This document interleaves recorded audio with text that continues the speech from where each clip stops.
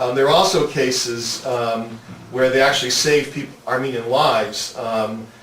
Edward Hirosian from Worcester, Massachusetts originally was in the Battle of the Bulge.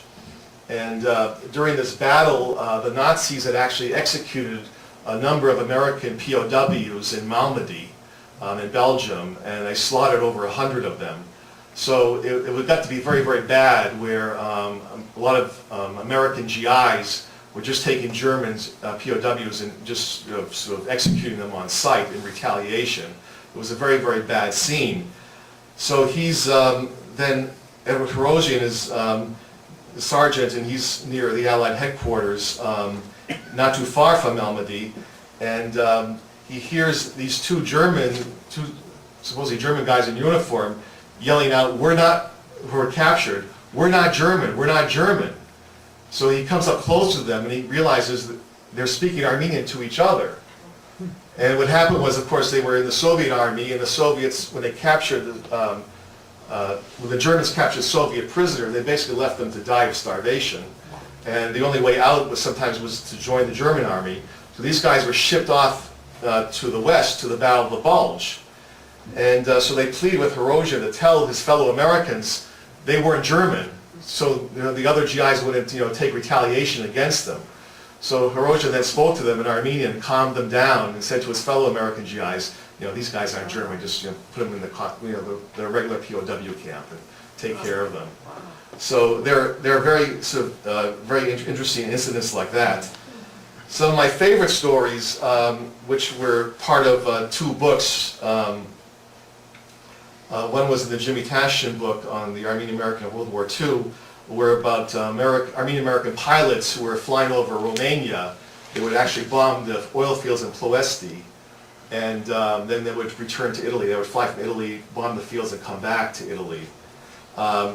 Two of them were actually shot down over Romania. One of them was actually injured. Actually, both of them were injured, but one of them was pretty badly injured. He parachutes down. He's in great pain. And these villagers put him on a stretcher and take him away. And he's sort of semi-conscious, and all of a sudden he understands what they're talking about. These were Armenian villagers in Romania. And so he started talking to them in Armenian, but he hadn't spoken Armenian for a couple of years, and his Armenian was kind of rusty. So then out of desperation, he started saying the Haymed, the Lord Prayer, in Armenian. So then they were convinced that he was indeed an Armenian-American soldier. So for the rest of the war, they actually took him to a hospital that had a lot of Armenian doctors and Armenian nurses. They took care of him for the rest of the war. There was another guy, Michael Minasi from Detroit, Michigan, who initially wasn't so lucky. After he parachuted down to Romania, a group of angry villagers charged him with a pitchfork and calling him Ruski, Ruski. So fearing for his life, Minasi yelled out in English, "I'm Armenian, I'm American." So in desperation, not knowing any Romanian, he then asked a woman in Turkish whether she spoke Turkish, to which she replied yes. And that was the only Turkish he knew. But his desperate pleas worked, because they took the villagers, instead of sort of jabbing him with a pitchfork, took him to a hospital.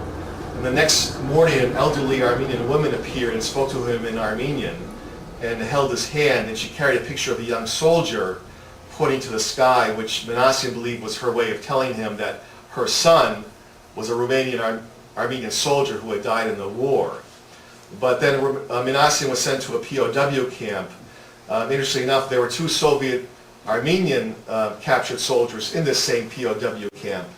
And they really looked after him. They called him Pokrayevpa, the little brother. And then after the war ended in Romania, Minasi was freed, and he went to the local Armenian church in Bucharest, where the Armenians sort of really kind of took care of him for a while before he was shipped back to Italy. And interestingly enough, he met the priest at the time who was later became Catholicos Vasken I. Wow. And then, according to this book I read, Minasi actually met Vasken I in Detroit in 1987, and they sort of recounted the story together of how they met in 1947, 40 years before that. So there were a number of these stories. One of the most interesting ones, which I think is a little bit fanciful, but I'll relate it anyway, because I always got a kick out of this. the former Armenian ambassador to India told me this story after I gave my paper a couple of years ago at UCLA on the Armenians of India, because apparently he said this story is definitely true. But there was a famous meeting by the Soviet and American forces at the Elbe River shortly before World War II ended. And this was a famous encounter that's written up in the history books, where the Soviet and American forces met, and there was a great sort of jubilation because the war was coming to a rapid close at that point. So apparently the Soviet general gathers his young officers together, his junior officers, and says, okay, who amongst you speaks English? Because we need to speak to the Americans. And so a Soviet Armenian lieutenant steps forward and goes, Comrade General, I speak English. And the guy didn't speak a word of English though. And so instead he shouts across the Elbe River in Armenian, and somebody at the other end of the river, opposite end of the river, then yells back in Armenian. So apparently these two guys became the interpreters for their armies. And the story goes that the Soviet general then told his other officers, this young lieutenant should be promoted because he speaks such good English. Now, this story may not be true because, and this was popular in Soviet Armenian times, because sometimes the Armenians like to show that they were craftier than the Russians, or if they could outsmart the Russians. So I'm not sure if the story was true, but I was going through the AGBU book, Our Boys, about the World War II veterans, and there was indeed an Armenian-American at the other side of the Elbe River, someone named Vahan Azdavorian from Worcester, so if anybody knows of him.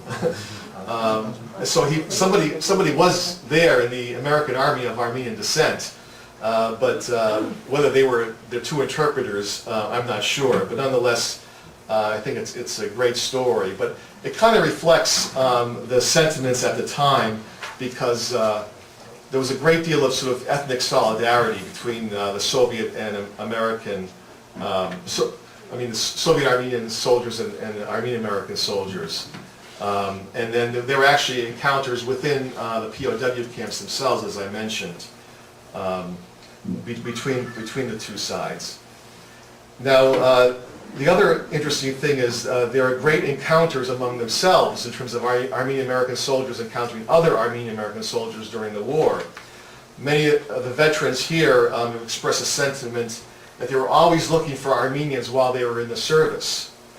And when you think about it, there were something like 16 million Americans in uniform during the course of World War II.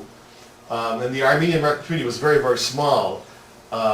But there were something like 18,000 Armenian-American soldiers in the war. So statistically, finding another Armenian was not that common, but it did occur. And it was a great sense of joy when they would meet each other. And Mary Ashjan expressed a sentiment many years later in a book in an interview. She said, quote, "No one can appreciate the closest kinship which any Armenian-American GI felt when another Armenian-American GI appeared. Among those Odars, non-Armenians, it was like being at home. Blood is certainly thicker than water." And then this bonding of this ethnic bonding also led people to circumvent the socialization rules. In other words, under the Army code of conduct, officers weren't allowed to fraternize with enlisted personnel. But she said that, quote, when an Armenian-American officer came to see her, quote, "I was just a private first class and we weren't supposed to associate with officers, but we became related. We became very close cousins, which allowed them to meet." In other words, you could meet a family member who was an officer, but you couldn't meet somebody else. In fact, every Armenian I met afterwards were all of my relatives. And then, it's interesting too is that the Armenian-American newspapers at the time, which really helped me as a researcher, encouraged the GIs to write letters to the newspapers. Both the Hainik Weekly and the Armenian-American Spectator did this. And they also tried to raise money in the community to send newspapers to the soldiers overseas. So this way they kept in touch with their community back home, but also with their respective youth organizations. And sometimes there'll be, just by chance, there would be these gatherings of Armenian-American GIs. At one place, in an Allied camp in Italy, there were 10 Armenians at this one Allied camp. Must have been a big camp. In the letters, interestingly enough, they couldn't exactly specify where they were. So the letter would be someplace in Italy, someplace in France, because they couldn't sort of narrow down where they were. And then this Private Berj Hulgassian wrote to the Haryanik Weekly that there were 10 Armenians, 9 Americans and 1 Canadian, gathered at a makeshift party at an Allied camp in Italy. Then he wrote movingly, they had a great time, and then he said, one by one, the boys were shipped out to new assignments. In fact, even before we had a chance to include them in the picture we had taken, we are resolved that although our numbers may be few, our patriotism and courage will be high, and that our families and our country will be proud of our achievements. And that also reflects the great sense of patriotism among these GIs. And then in the Mirror Spectator of July 16, 1945, in the Philippines, there were 10 Armenian-American soldiers gathered at one point in the Philippines, and they also got together. And then in the book Our Boys, apparently there was on one island in the Pacific, some of these guys even attempted to try shish kebab cooking with the makeshift army rations that they had. And interestingly enough, one of the things that comes out in these letters was how much the Armenian-American soldier missed Armenian food. And one guy wrote that, the famous restaurateur, George Mardikian in San Francisco, had the Omar Khayyam restaurant during the war. And he had a policy where he would give a free meal to any Armenian-American GI or any wounded GI. And I was always wondered if you're wounded and Armenian-American, what would you get? One guy wrote, was in a state of bliss. He said, I went straight to the Omar Khayyam restaurant, and I talked with Armenians there for some time. We discussed mutual friends, etc. And then I sat down to eat, and boy, they fixed me a swell Armenian dinner of shish kebab, pilav, dolma, turshi, mazun, baklava. I don't have to tell you how good that stuff tasted, especially after the rotten chow here at camp. And that was a sentiment expressed. There was one Armenian-American nurse who was in Germany toward the end of the war, and whenever she encountered a wounded Armenian-American soldier, the first thing she said was they would say, when they saw her name, Inchves, how are you? Second thing they would talk about was Armenian food, how much they missed it. The Armenian-Americans in the Pacific Theater also didn't encounter Armenian communities because they were basically island hopping all over the Pacific. But what they did was really kind of look after each other. In one of the books on the veterans, Richard Demerjen interviewed a man from Fresno, California, Seto Balakian, who was a Marine from the Central Valley of California. He was hit by shrapnel in the Battle of Tinian Island, which was a very bloody encounter. And then he was evacuated to an island, New Hebrides, where he met an Armenian-American naval doctor, S. Paul Barr, who told him that if he ever wanted anything, he would help him. And Balakian later stated, quote, during my stay at this field hospital, Dr. Paul introduced me to many Armenians in the military who were stationed at different camps nearby. Many came and visited me at the hospital. This was a morale boost. And all the time I was in this hospital, Dr. Paul always went out of his way to be nice to me. I was laid up at this hospital for about not 4 months before I was sent back to Maui for recuperation. And a short while afterwards, I was sent to Iwo Jima.